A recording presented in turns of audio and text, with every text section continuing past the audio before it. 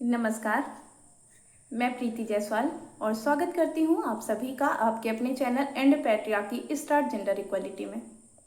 आज का मेरा विषय है लिंग आधारित भेदभाव के कारण और समाधान। भारत का संविधान स्पष्ट रूप से यह सुनिश्चित करता है कि किसी भी नागरिक के साथ लिंग, जाति, धर्म या जन्म स्थान के आधार पर भेदभाव नहीं किया जाएगा। इसके बावजूद आज भी समाज लड़कियों और महिलाओं के प्रति असमान व्यवहार देखने को मिलता है। समाज में यह असमानता अचानक पैदा नहीं होती, बल्कि बचपन से मिलने वाली सामाजिक और पारिवारिक सीख के माध्यम से धीरे धीरे हमारे विचारों का हिस्सा बन जाती है।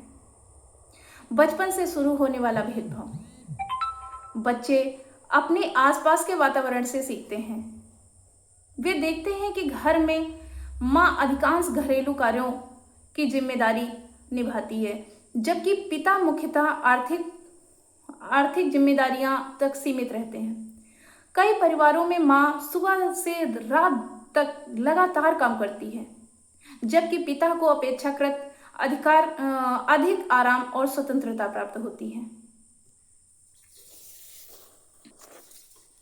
बच्चे यह भी देखते हैं कि माँ के लिए पहनावे, व्यवहार और आचरण के लिए अलग नियम हैं, जबकि पिता के लिए अलग। इस प्रकार बच्चे बचपन से ही उनके मन में यह धारणा बनने लगती है कि पुरुष और महिला की भूमिकाएं स्वाभाविक रूप से अलग अलग हैं। समाज द्वारा दी जाने वाली ट्रेनिंग, जैसे जैसे बच्चे बड़े होते हैं उन्हें अनेक ऐसे वाक्य सुनने को मिलते हैं जो कि लैंगिक भेदभाव को मजबूत करते हैं। जैसे, लड़कियों की तरह मत रो, लड़कियों की तरह क्यों शर्माते हो, यह तो लड़कियों वाला काम है, लड़की हो क्या। ऐसे वाक्य केवल भाषा नहीं है, बल्कि वे बच्चों के मन में यह संदेश स्थापित करते हैं कि कुछ गुण, व्यवहार और कार्य केवल लड़कों या लड़कियों के लिए निर्धारित नहीं है। इससे दोनों के बीच में कृत्रिम विभाजन पैदा होता है। विवाह और पारंपरिक संरचना। भारतीय समाज में विवाह की पारंपरिक व्यवस्था भी कई बार लैंगिक असमानता को बढ़ावा देती है। बेटी को विवाह के बाद अपने परिवार और घर से दूर जाना पड़ता है, जबकि बेटा अपने परिवार में ही बना रहता है। कई स्थानों पर बहू से यह अपेक्षा की जाती है कि वह परिवार की सभी जिम्मेदारियां निभाए, जबकि उसके श्रम और योगदान को पर्याप्त सम्मान या मूल्य नहीं दिया जाता। अब इसके बदलाव की दिशा क्या है? लिंग आधारित भेदभाव को समाप्त करने के लिए केवल कानून पर्याप्त नहीं है, सामाजिक सोच और व्यवहार में भी परिवर्तन आवश्यक है। समान भागीदारी, घर के काम, बच्चों की देखभाल और आर्थिक जिम्मेदारियां को परिवार के सभी सदस्य साझा करें।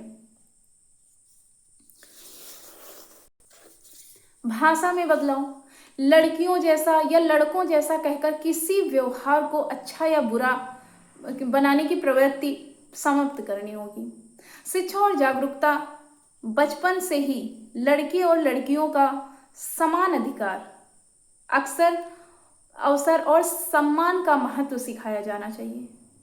आदर्श प्रस्तुत करना, माता पिता और परिवार के बड़े सदस्य अपने व्यवहार से समानता का उदाहरण प्रस्तुत करें, क्योंकि बच्चे शब्दों से अधिक कर्मों से सीखते हैं। अब इसका निष्कर्ष क्या है, इसका कंक्लूजन क्या है? लिंग आधारित भेदभाव कोई प्राकृतिक या जैविक सत्य नहीं है, बल्कि यह पीढ़ियों से चली आ रही सामाजिक धारणाओं और व्यवहारों का परिणाम है। यदि परिवार, शिक्षा, भाषा और सामाजिक संस्थाएं समानता के मूल्यों को अपनाएं, तो एक अधिक न्यायपूर्ण और समान समाज का निर्माण संभव है। संविधान ने हमें समानता का मार्ग दिखाया है। अब उस दिशा में आगे बढ़ना समाज की सामूहिक जिम्मेदारी है। और इसी के साथ मैं आप सभी से विदा लेना चाहती हूँ। धन्यवाद और मिलते हैं आपने नेक्स्ट वीडियो में। नए टॉपिक के साथ। Thank you.